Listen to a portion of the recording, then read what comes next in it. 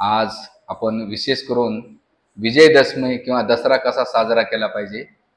बाहेरचा रावण जाळणं सोपं असतं, पण आपल्या आंतरिक रावण कधी जळणार किंवा कधी मरणार याच्यावर आपण आज चर्चा करूया.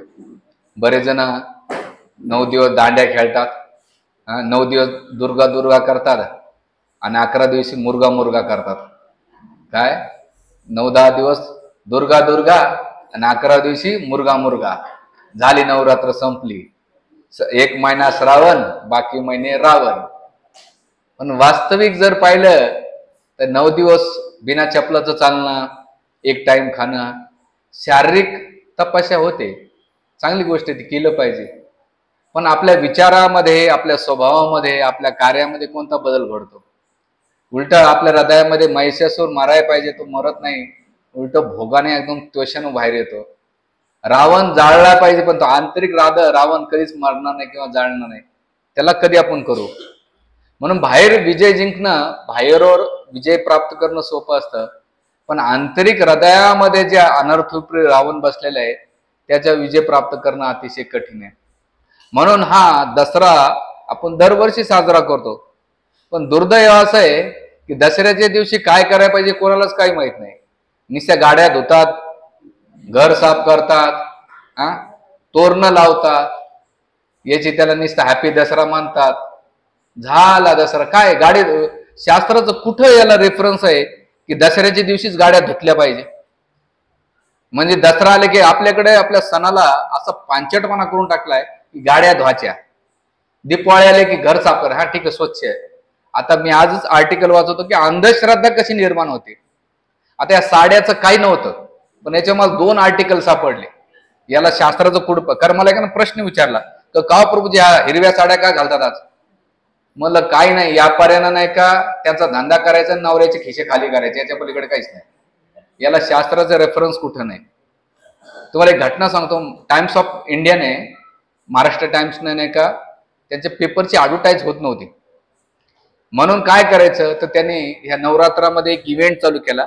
तर ते 9 दिवसाचे 9 दुर्गा असतात, त्यांच्या फोटोचं अवलोकन केलं. तर त्याच्यामध्ये वेगवेगळे, आज जसं आज ब्रह्मचारिणी म्हणून व्हाईट साडी दिलेलं, तर त्याचे 9 कलर नाही का त्याने चालू केले.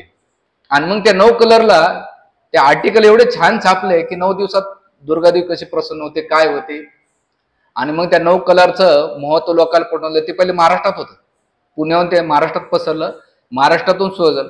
आणि हीच गोष्टीची लिंक कोण पाहिली? गुजराती व्यापाऱ्यानं पाहिली, जे सुरतचे व्यापारी होते. ते म्हणले साड्या तर अशा कधी घेत नाही, लग्नामध्ये घेतात किंवा ज्याच्या त्याच्या पद्धतीचं असतं. साऊथ इंडियामध्ये कांचीपुरम, नाशिकमध्ये आले तर पैठणी असते येवल्याची. मग आपला धंदा करायचा कसा, लोकांपर्यंत पोहोचायचं कसं? तर लोकांच्या इमोशनला आपला व्यवसाय करायचा. मग काय केलं त्याने? दुर्गादेवीचे 9 चित्र काढले, 9 कलरचे 9 दिवस. आज कोणता कलर आहे? त्याच्याने तुम्ही घालून आले. तुम्ही रेल्वे स्टेशनला गेलतो मी मुंबईला एकदा, तर मी बघितलं 2 दिवस होतो. एक दिवस सगळे पिवळे पिवळे दिसले. म्हणलं काय आज? दुसऱ्या दिवशी सगळे हिरवे पोपटच. म्हटलं कुठे दिले? तुमच्या साड्या घातल्याने देवीला काय फरक पडतोय? आणि कोण सांगितलंय की ते घाला पाहिजे? घाला, तुमचा चांगली गोष्ट आहे, नको त्या कपडे घालण्यापाहिजे, साडी घालता चांगली गोष्ट आहे. पण कुठं दिलंय शास्त्राचं? त्याचं मत कुठंच नाही. आपल्या इंद्रिय तृप्तीला ज्या गोष्टी चांगल्या वाटतात त्याच आपण गोष्टी करतोय.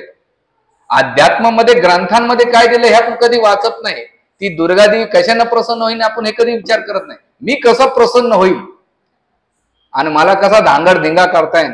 जसं आमच्या रात्री असे गाणे लागले होते, बाप रे. काय कडे गाणेच? गुलाबी साडी लाली आणि लाल, फोटो माझा छान काढ, त्याच्यावर ते दांड्यावर नाचत. दुर्गादेवी विचार करत असन कोणते गाणे लावलेत. आणखीन एक गाणं मोये मोये, असे भरपूर गाणे. रात्री 11:30 पर्यंत डोकं पिकलं आमचे. ब्रह्माची विकून चक्कर मार, तिकून चक्कर मार, सकाळी लवकर उठायचं असतं ना. तर मला सांगण्याचा मुद्दा असा आहे की आपल्या संस्कृतीला विकृती आलेली आहे आणि त्या विकृतीमध्ये इंद्रिय तृप्तीचं मेन साधन झालेलं आहे. अध्यात्म राहिले बाजूला, भक्ती राहिली बाजूला आणि जे तत्व आहे ते विसरून गेलेले आहे.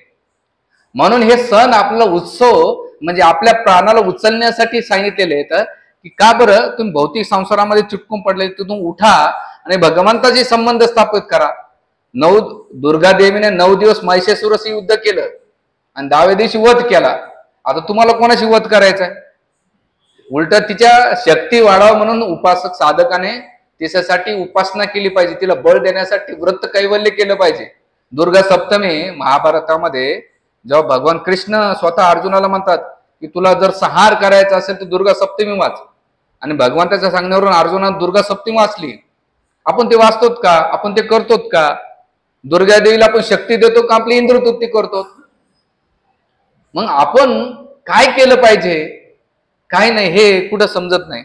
मग दुर्गादेवी प्रसन्न कशी होती याच्यावर आपण चिंतन मनन केले पाहिजे. ते खरंय, नुसत्या माळा वाढवल्या. आता 9 दिवस मी पाहिलं, सकाळी सकाळी 5 वाजले की भोंगी वाजवत भॉ भॉ भॉ, त्या कालिकाच्या याच्यातून येतात सगळे कुंकाचा पटरा लावून.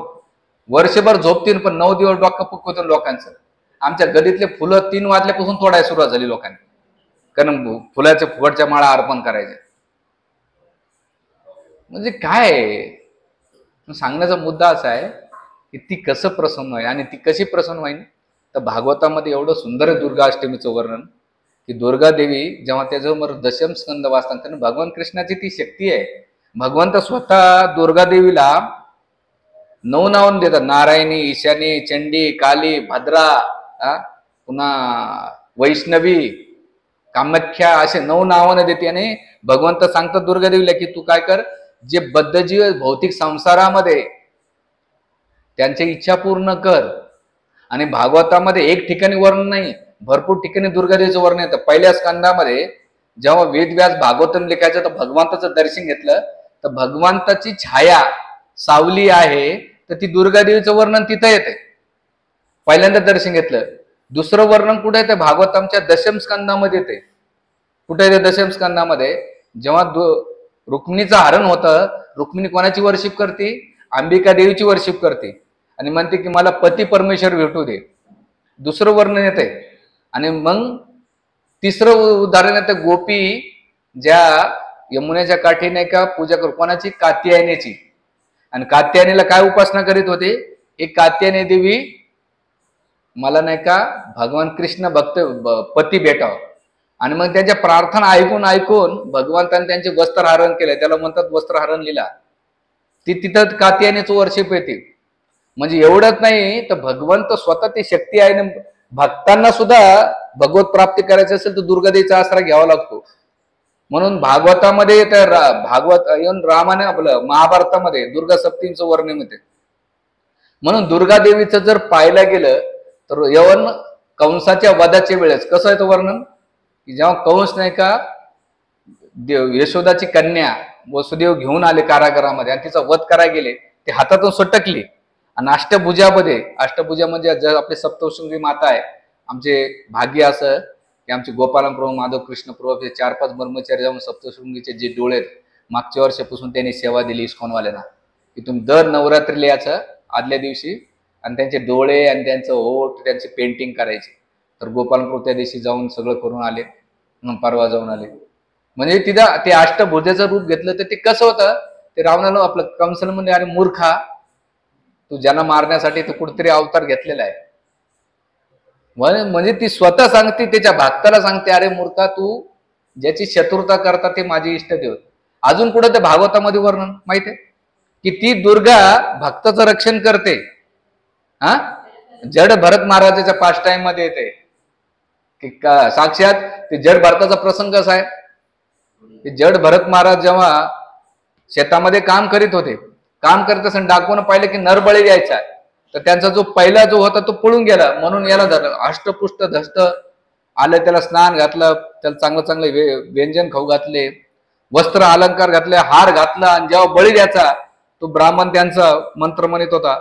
आणि जसं छाटणार मस्तक त्यावेळेस काली जी चंडी आहे ती प्रगट झाली आणि आपल्या भक्तांचं काय केलं, आपल्या तलवारीनं सगळ्याचं मस्तक छाटलं आणि काय केलं, छाटून त्याचं रक्तपान केलं. म्हणून तू आणि दुसरं त्याच्या ज्या गण होत्या त्या फुटबॉलला खेळत होत्या. म्हणजे दुर्गादेवी भक्ताचं रक्षण करतात. आणि येऊन गीतेमध्ये वर्णन सुद्धा दुर्गादेवीचं वर्णन आहे, 1 नाही 3 ठिकाणी. भगवंत मध्ये दैवी हेश गुणमयी मम माया दुरतया. ती दैवी हेश म्हणजे कोण दैवी, तर दुर्गादेवीचं वर्णन करतात. म्हणजे भागवत आणि येऊन तेच म्हणतात की राधाराणीचं महात्मा सुपार्थ दैवी प्रकृती आश्रितम. ही जी प्रकृती आहे ती दुर्गा देवीवर आधारित आहे. म्हणजे भगवंत गीतेमध्ये राधाराणीचं एकदा वर्णन करतात, पण दुर्गा देवीचं 2 वेळा वर्णन करतात. डीपली स्टडी जर केला तर आचार्य आपलं श्रीधर स्वामी आणि बलदेवीच्या भूषण टाकतात की दुर्गा देवीची तिथं आहे. म्हणजे किती इम्पॉर्टंट आहे दुर्गा देवीचं. म्हणून आपण त्यांच्याकडे काय मागतो, त्यांना आपण काय करतो हे आपल्याला कळतच नाही.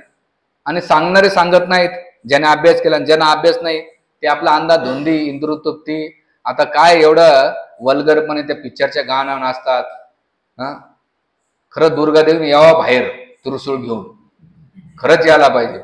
जेवढे जेवढे आहेत नमुने, जसं असं करतात ना दांडिया वेगळ्या वेगळ्या स्टाईलमध्ये सजून धजून, ते गरबा नाही गर्भदान होत आहे 9 दिवसानंतर. तुम्हाला माहिती आहे की सगळ्यात जास्त स्विगी आणि जमो आपल्या याच्यामध्ये डिलिव्हरीमध्ये सगळ्यात जास्त विकलं जात असेल ते कॉन्डोम विकल्या जाते सगळ्यात जास्त. आणि गुजरातमध्ये सगळीकडे गरबामध्ये कमीत कमी त्या पुढच्या 3 महिन्यामध्ये 40% अनमॅरिड मुली गर्भवती होतात.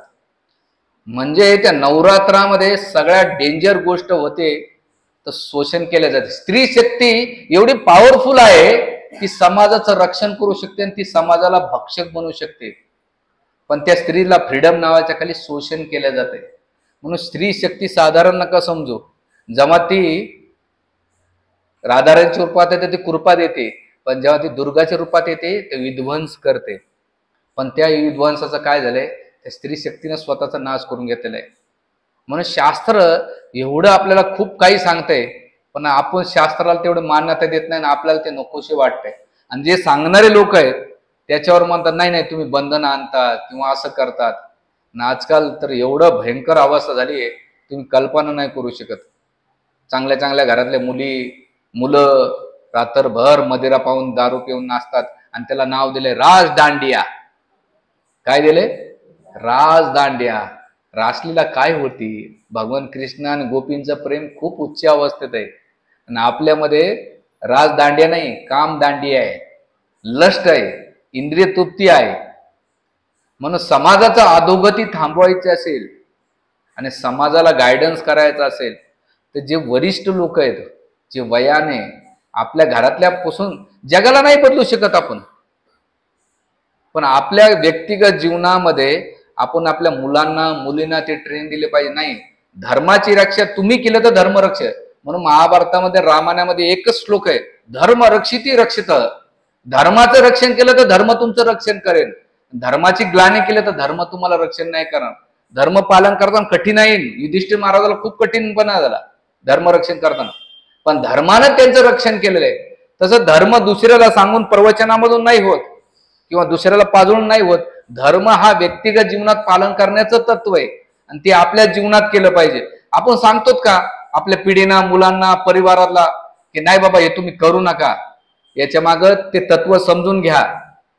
पण कोणी सांगत नाही आणि कोणाला असं वाटतं नको बाबा आणि जाऊ द्या नक्की एक माणसानं केलं तर काय होतंय. जसं एका साधूकडे कोजागिरीचा कार्यक्रम होता, तर गावात अनाउन्समेंट केली त्यानं की उद्या आपल्याला खीर बनवायची, तुम्ही सगळ्यांना काय करा, एक एक तांब्या दूध घेऊन या संध्याकाळ टायमाला. आणि एक रांजण ठेवला. रांजण माहिती ना तुम्हाला, पाणी ठेवायचं, ड्रम आपल्या भाषेमध्ये ठेवला. प्रत्येक जण तांब्या भरून घेऊन यायचं. काय विचार करायचं, सगळेजण दूध घेऊन येतात आणि एक तांब्या पाणी घेऊन गेलं तर काय फरक पडणार आहे? एक तांब्या पाणी घेऊन गेलं तर काय फरक पडणार आहे? प्रत्येक जण विचार केला. दुसऱ्या दिवशी खीर बनवायची वेळ आली आणि साधू महाराजांना उकडलं रांजण, त्याच्यात एक दुधाचा थेंब नव्हता. सगळं काय होतं, सगळेजण काय विचार करत होते, एक तांब्या पाणी टाकलं तर काय फरक, बाकीचं दूध आणणार. तसंच आपल्याला वाटतं मी एकट्यानं पालन केलं तर काय फरक पडणार नाही केलं तर. अरे तुमच्यासारखी एक आता ते इलेक्शन मध्ये बघा ना काय अवस्था, आपण एकट्यानं मतदान नाही केलं तर काय फरक पडणार आहे? अरे भाऊ तुझं एक मतदान मोकारतो, इकडे तिकडे गाव गप्पा मारीत बसतो, टीव्ही बघून टंगडे वरती करून टीव्ही बघत बसतोस. नको ते याच्या ह्या गोष्टी करतो, त्या गोष्टी करतो. का बरं बोलावं लागतंय? कारण आपली वृत्ती एवढी डल झालेली आहे, एवढी माइंड झालेली आहे की आपल्याला बोलून सुद्धा फरक पडत नाही. मी प्रवचन तुमच्यासाठी नाही करत, युट्यूबला देत आहे, त्याच्यासाठी टेन्शन नका घेऊ तुम्ही. ते म्हणा का महाराजाचं, आणि ते पण संदेश तुम्हाला आहे की आपण सांगा थांबवा कुठंतरी, आणि ते केलं तर फायदा होईल. म्हणून वास्तविक नवरात्र काय की 9 दिवसामध्ये आज ब्रह्मचारिणी आहे, आणि एक एक शिक्षा एवढी चांगली आहे, 9 दिवसामध्ये त्यांची उपासना केली तर तुमची जी वास्तविक सिद्धी आहे ती भेटते. आणि त्या सिद्धी प्राप्त करण्यासाठी आपण नाही का 9 कन्याचं पूजन केलं पाहिजे. 9 कन्याचं काय, त्यांची उपासना केली. पूजा कराच करा, पण मुलींना असं ट्रेनिंग द्या, मुलांना असं ट्रेनिंग द्या की बाहेर जे स्त्री शक्तीचं शोषण होता कामा नाही. बाहेर आता एवढे प्रकार चालू येतं की त्या टीव्ही, सोशल मीडिया, आजकाल बातम्या पाहणं बंद केले, डोकं मनस्ताप खराब होऊन जातो. एवढं भयंकर गोष्टी पाहायला भेटतात. ते आता येतच अचानक असं पाहता पाहता प्रवचन ऐकता ऐकता. म्हणून मग आज मी आमोलीला एक सुंदर प्रवचन ऐकलं हरिकथेवर. म्हणलं अरे बरं वाटलं, राधोगण महाराजांचं ऐकत असतो. तर सांगण्याचा मुद्दा की मनाला स्टेबल ठेवायचं असेल तर आपल्या जीवनात नाही का अध्यात्माला प्राधान्य द्या आणि वास्तविक जे नवरात्र आहे, दुर्गादेवीचं तत्व समजून, दुर्गा शक्ती समजून, ती निशा साड्या घालण्यापुरतं नाही तर ती शक्ती आत्मसात करा. दुर्गा सप्तमी वाचा आणि आपल्या परिवारासाठी प्रार्थना करा, समाजासाठी प्रार्थना करा आणि त्या समाजाचं भलं या प्रार्थना करून तुम्ही हा नवरात्र सण साजरा करून 10व्या दिवशी दसरा उत्सवी सण साजरा केला पाहिजे. तर तुम्ही हे प्रवचन ज्याला आवडलं त्यांनी शेअर करा, लाईक करा हा, आणि सगळ्यांना पाठवा. तुम्हाला ज्यांना आवडलं त्यांनी कमेंट करून खाली सांगा. ठीक आहे. हरे कृष्णा.